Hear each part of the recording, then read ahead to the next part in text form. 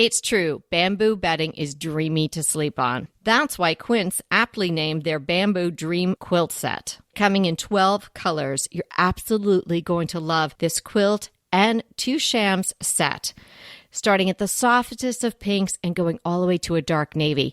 It's going to be perfect for anyone's room. Your own, your guest rooms, your kids' rooms, maybe even back to the dorm bedding. Quince has everything you need to elevate your space, from bedding to soft organic towels, airy curtains, and premium kitchen tools designed for everyday use. And of course, as you know, Quince has gorgeous cashmere and other wardrobe essentials. And the best part, Quince's products are half the cost of similar brands. They partner with top artisans and cut out the cost of the middleman, passing the savings on to us. Thank you, Quince. And they only work with factories that use safe, ethical, and responsible manufacturing practices, so you can feel good about your purchases from Quince. Elevate your space with home essentials from Quince. Go to quince.com/DTT for free shipping on your order and 365-day returns. That's Quince, QUINCE.com/DTT to get free shipping and 365-day returns. Quince.com/DTT. Tips to freshen for free.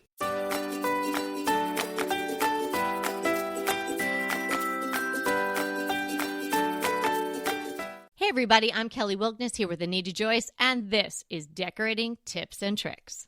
Anita and I hope you're having a wonderful holiday season, and while we celebrate with family and friends, we're offering up some DTT classics. Enjoy. I am super excited to get into the tips for freshening for free because it's a great way to approach your home any time of year. And a lot of things we're going to be talking about today have to do with things to take out of your home. And that is why it is free. We're not buying anything. We're just kind of getting rid of things. And honestly, I cannot tell you how much getting rid of things from my house or putting them in a closet has made me so much happier. I'm serious. It is oftentimes better by subtraction. Less is more, and I really do believe that is true. Absolutely. And especially in your house.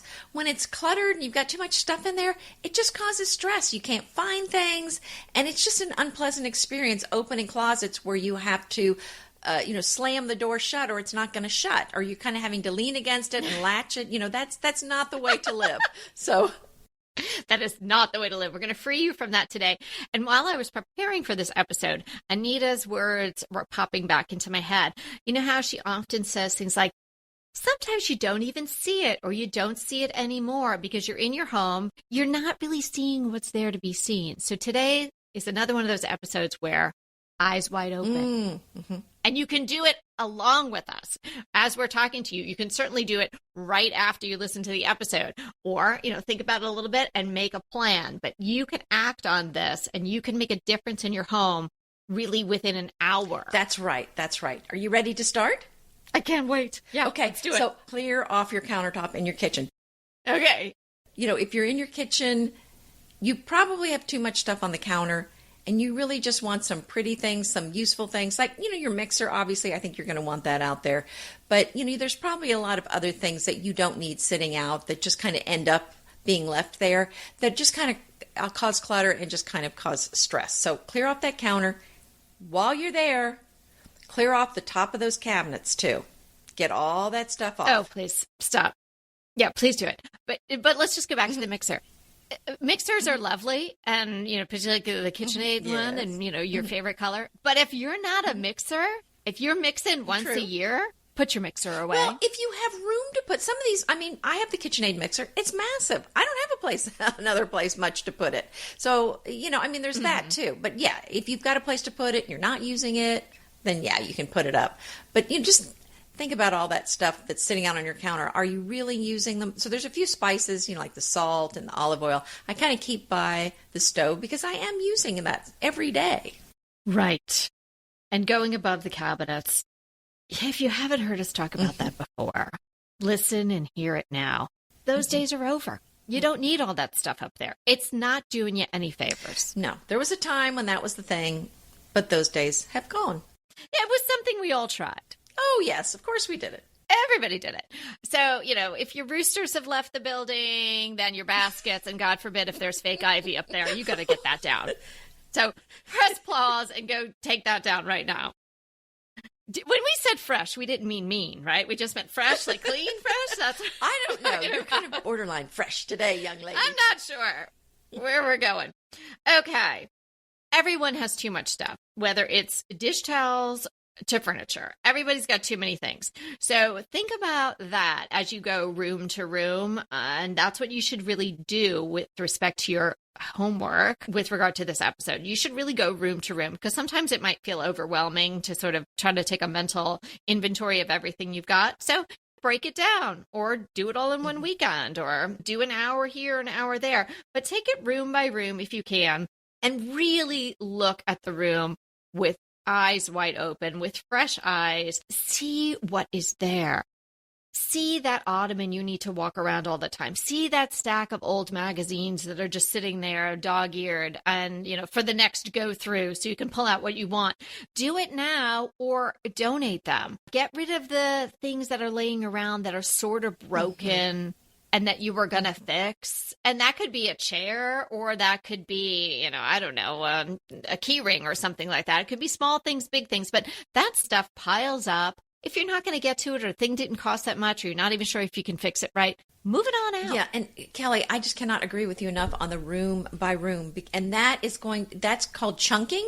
And the chunking is going to make it feel doable. If you say, I'm going to do the whole house in one day and you have a 3,500 square foot house, that's just a bit much. And I think that's biting off a little too much for one day. So I like to go one room at a time, start at one corner of my house and work my way through. And I don't worry about how long it takes. I just do one room at a time. And then when the room is done, I can check it off. And it makes me so happy to have that room checked off. So I'm going to go back to the kitchen and talk about a few more things to get rid of in there. How about those glass vases from the florist? That's on my You're not list using too. Those. Yeah. Yeah. No, check those off. I love that. I respect the idea that you thought to save the glass vase and do save one or two, right? Maybe a tall one and a short one, but you don't need them all unless you're a person who makes floral designs for friends. Then put them in a bin and see if you can put them in the garage somewhere or someplace else. You don't need them right on hand. But those vases from the florist, they're not pretty. I mean, we've already talked about it. You're going to have the white pictures like we talked about.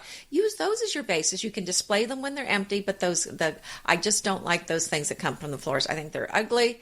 And I don't, true. Unless you're handing them, unless you're giving arrangements to friends and then you say, don't send back the vase. That's what I'm saying. Like, don't worry about it. Keep it. It's clear glass. It's all yours. Exactly. And then speaking of glass, some people collect, every time they get something that comes in a glass jar, they're washing it out and they feel like, oh, I can't throw this out.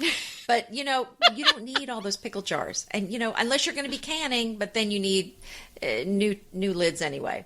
I had a phase where I was like, oh, tomato sauce jars. Perfect. I can do so many things with them. And then I just had so many that was ridiculous. And you waste so much water trying to get the label off and make it not smell like tomato sauce anymore. And then you end up with a massive amount. I mean, there things like that. It's like, it's a good idea maybe to save one or two, but 30, 40, when do you stop? I mean, just think about stuff like that just kind of one or two might make sense, but all this stuff is not going to make sense. So like, for example, those condiment packets from the restaurant, you don't need all those. How about the plastic forks from takeout? Maybe keep 2 or 3. And then let's talk next about the expired stuff. Gosh. There's a whole list. Do we have to? Is that a need? Is there a need? Yeah, we don't need to go through the whole list of things that might expire. But if there's a date on it, check it. The food, the spices. Yeah. Well, spices in particular, because people think, oh, I don't know when they expire. Yeah, definitely check those. And if you're buying, sometimes I buy spices, there is no date.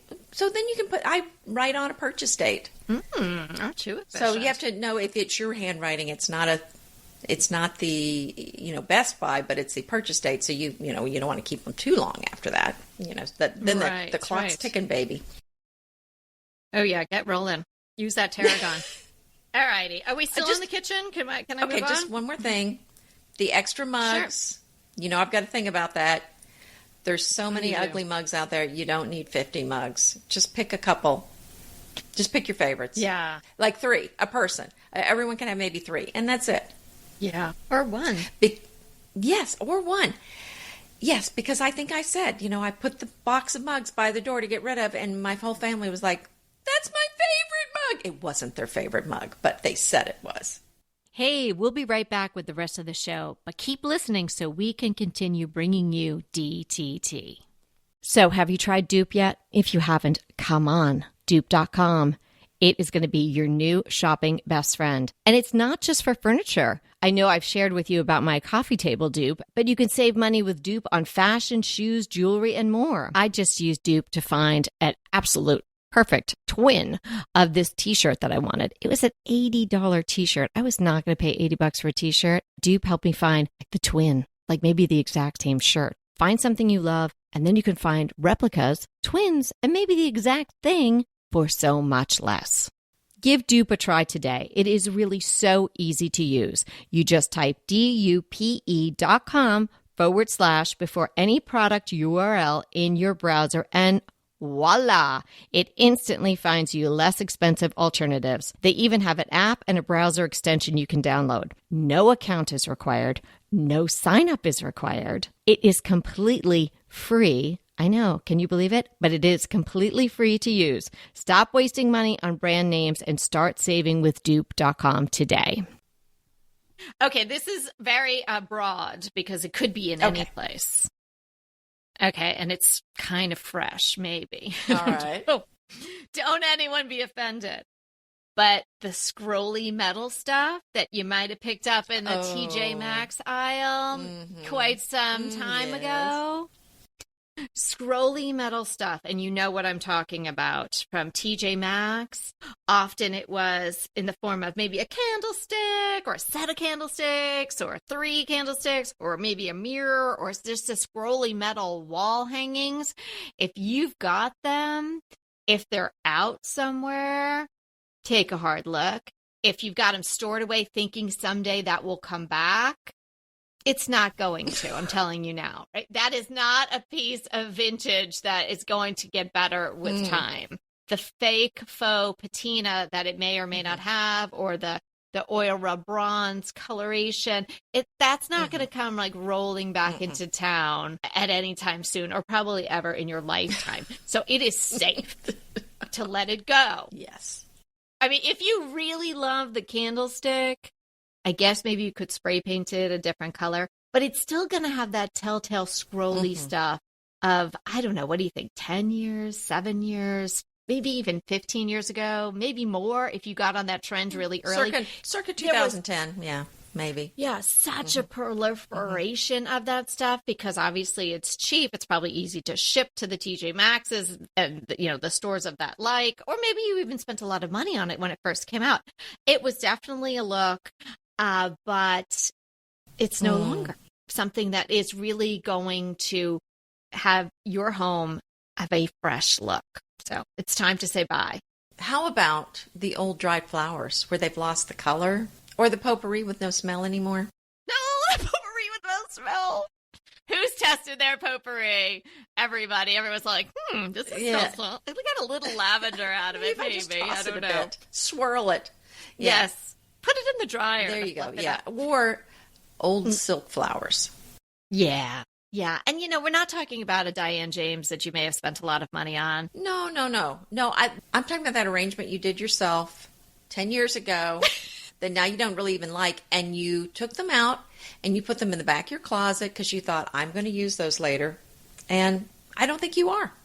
I'm going to make a wreath out of those. Right. I'll take my arrangement apart and make a wreath out of it. It's not going to happen. And even if you did, you're not going to like it. I mean, I have my lovely Diane James on the table that looks fantastic. So I'm not talking about that. I'm talking about the old stuff that's not the high quality. Here's another mean thing.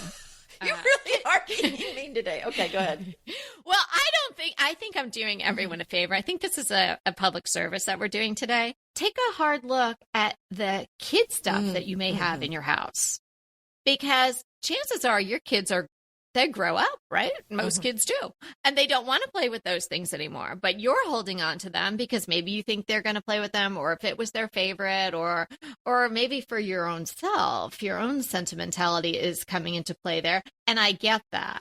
That's what these Rubbermaid bins are for. And you make a very select few items and you put them in there and you save it for, whoever, Johnny and Susie and Olivia and whoever. And you have them marked and you put them in a place of storage and you can see them and you have them. If there's stuff that's kids' toys, kids' clothes, old stuffed animals, things that are just in their room or in the family room area, and they're not playing with them on a regular basis, take them away. Obviously, you can find a new home for them. My goodness, you go to Goodwill, people would snatch that stuff right off the shelf. Or if you're not ready to get rid of it completely because you are concerned, which is a phenomenon, that as soon as it's gone, they're like, hey, wait a minute, where was my crocodile? And then you can still have the crocodile or whatever else in like a hefty bag somewhere, maybe in your car trunk, so it can go right away to Goodwill. Maybe give it a few weeks. If nobody asks for it, it's gone. Because that stuff is just bringing it all down. Well, Evie had a bunch of artwork from her art class in college. And of course, it's in the house. She just shoved it in the back of a closet. I found it and I thought, okay. And I really was I was thinking I was going to get rid of it because I thought she is not even going to know. She's not going to want it. She's not an artist. And I thought I threw it away. Okay. Apparently I didn't, but I thought I threw it away. And then sure enough, she had some friend who was an artist and she was like, well, I did some work. Mom, I was looking all over for it. And I thought, oh no. And I just said, well, I'm not sure where it is, which was the truth. But I did finally find it in the garage. So it was a good thing I had not gotten rid of it because I thought, well, who knew she was going to actually ask for it? But I still had it. But my feeling... She was going to show off to her artist friend. Well, who knew that was going to happen? But, my feeling is with the kids stuff is I don't feel like I need to keep everything of hers. I'm going to keep a few things. And some things, you can just take a picture of it. But the reality is we keep all this stuff for our kids. They move out and then you say, hey, don't forget your bag of mementos when you go. And they say, I don't want that junk. And then you're like, well, I don't want it. Oh, my gosh. I've saved it for you. So anyway, so you may be saving a bunch of things for your children that they really do not appreciate. Well, let's move into some things maybe you might have in your living room or your bedroom, like some old artwork that you don't like. I mean, it's so easy to get bored with old artwork, or maybe you never really liked it that much to begin with. So, you know what? It's time to send it on to somebody else. I think somebody else might really enjoy something that you're kind of tired of. Because I know when I've had something in my house for a long time, I get really tired of it. How about lampshades? Now, that could be in really any room of your home, but take a look at your lampshades. We love a drum shade. Drum shade really freshens things up. If you've got shades that are silk, or in that imperial/bell type of shape. Sometimes they even had little dangly things on them, little sparkles. There was a time it kind of coincided with the scrolly metal craze. But if you've got lampshades like that, think about switching them out because that can completely update a lamp. So you'll want to measure and figure out what size you would need because a drum shape is going to be, feel different on the lamp. But that's the point. It's going to freshen it up. Yes.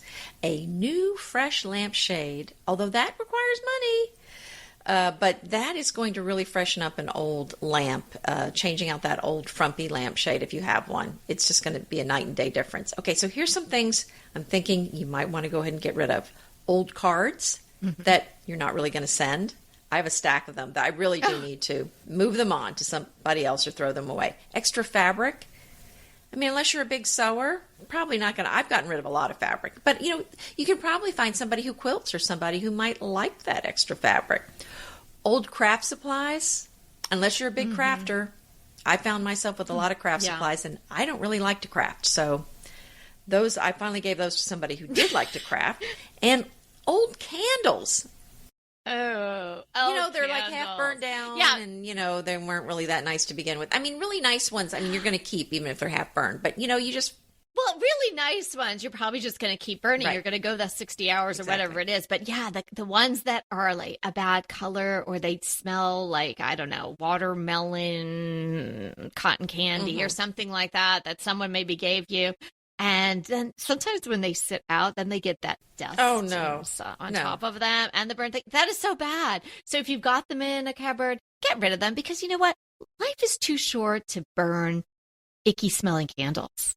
I mean, it's just a rule. Put that on a t-shirt. You just shouldn't do it. Go buy yourself a nice candle or open the window, get some fresh air. Worn pillow covers that have seen a better day, just get rid of them. They're better not to have a tossed pillow. I mean, she caught me on the lampshade, but that was going to cost you some money if you had to change it. So I'm not going to tell you to go buy a new cover, but maybe just swap them out with something you probably already have. Use that old covers. fabric and make a new one. There you go. It's better not to have them out. It would look fresher if you just got rid of them. Or, which probably more the case, because I bet not too many people have frayed-looking pillow covers. Bad inserts. Now, sometimes the insert comes with the pillow. It's just a bad insert. That's not doing you any favors. So get rid of that. And if you have nicer inserts somewhere, put them in. If you don't want to buy new ones now, just get rid of the bad ones. Here's just an overall thought. Just some stuff you don't like. Don't have anything in your house that you don't love. I mean, obviously, we all know that very famous quote, anything that's not useful or beautiful and all of that. It's a well-known quote because it's true, and it really is something to live by. So if there's stuff in your house that you don't like, that's just going to be bringing down your look, and it's not doing anything for you. So let it go. And it doesn't matter that you could still use it. If you're not using it, then and you don't like it, why is it taking up space in your house? Right. Or that you might use it in 20 years. Right. No, you're not. Probably not. You're not. And if you are, you're thinking, you're just going to end up buying new because you're not going to be able to find it. It'll be in the back of the closet or under the bed. So, we're moving on to our Instagram feature. What do you have today? Well, we've talked about how much we love House and Garden magazine, which is a UK magazine, and they have a fabulous website. Well, guess what? They have a fabulous Instagram feed, too. Their handle is House and Garden UK, and they have stunning photos of homes from their magazine, and they're so beautiful. And guess what? You're just going to see some unique architectural features that you're not going to see anywhere else, and you're going to get some inspiration for your home. I think it's just a beautiful to look at, but I think you're going to get some ideas of maybe I can take that one little piece from that room and do something similar in my house. But it's a beautiful feed, and it's not all homes from the UK. There are some homes from other places in Europe that they show. Oh, it's just stunning. Yeah, and there's gardens too, because it's House and Garden, right? Right. No, it's just absolutely beautiful.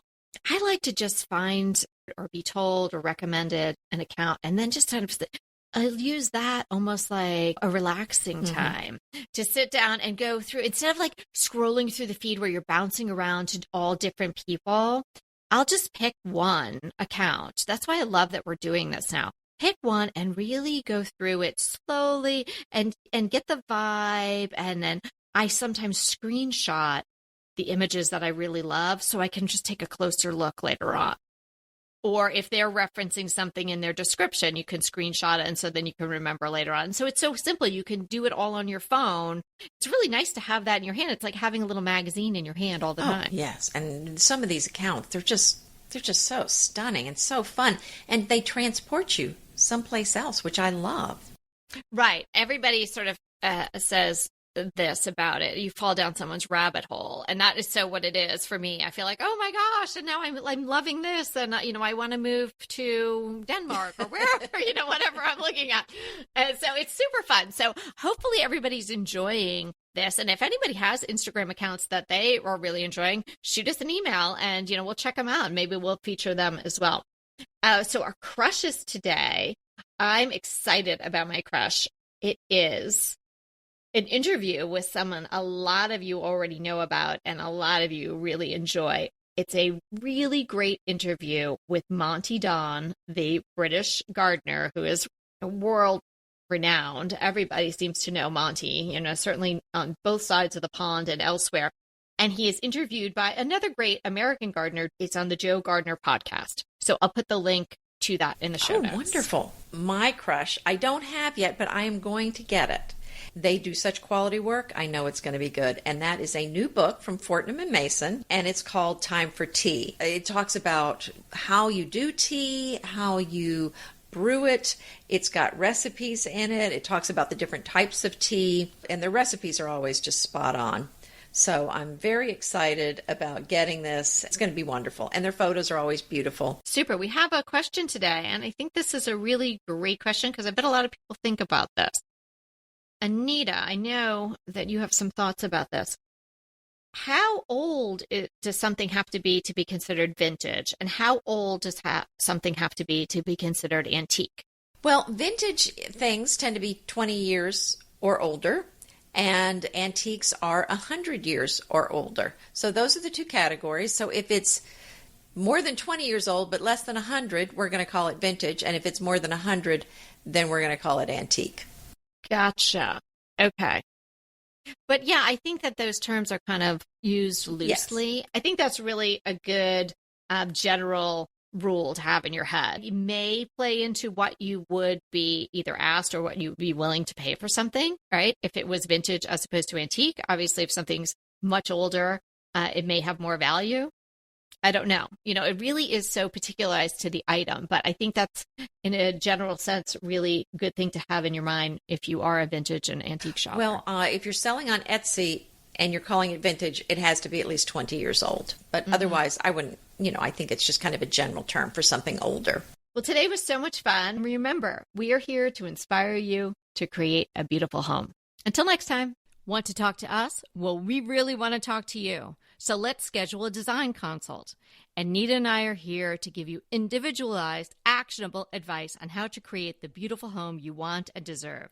It's so easy to schedule a design consult with us. Simply click the link in the show notes or head to decoratingtipsandtricks.com/consult. When we talk to you on the scheduled time, we will be ready with so many great tips, advice, and yes, tricks. So sign up today for a design consult with Anita and I. We can't wait to talk to you.